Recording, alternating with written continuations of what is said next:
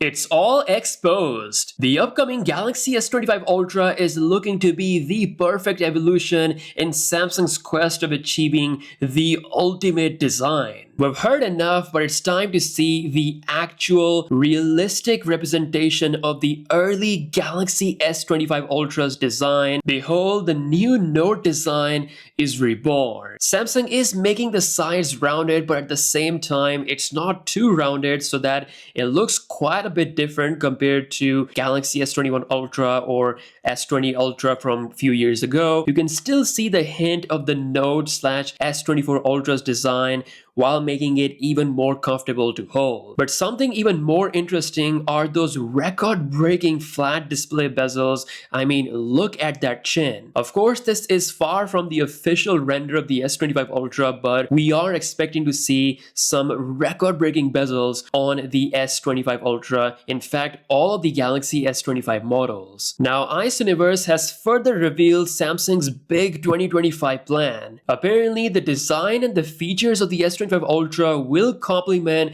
Samsung Galaxy XR. For those who don't know, Samsung has been working on their Galaxy XR headset project for quite some time. This has been going for roughly about 2 to 3 years, and we could finally see this coming out with the Galaxy S25 series in January of next year, where we'll see the Unpacked 2025. Finally, we're going to have Samsung's true answer to Apple Vision Pro in the form of Galaxy XR headset, which is why it makes sense for Samsung to align the S25 series features and some design choices with the Galaxy XR. Now, with the S25 series, Samsung will introduce One UI 7.1 version. And before they do that, they're gonna introduce One UI 7.0 very soon, and now we know why it's actually delayed. According to Ice Universe, Samsung is actually doing everything they can. I know we talk about this every year, but this time they're really doing everything that they can to have the best animations, the most elegant, smooth animations that we have ever seen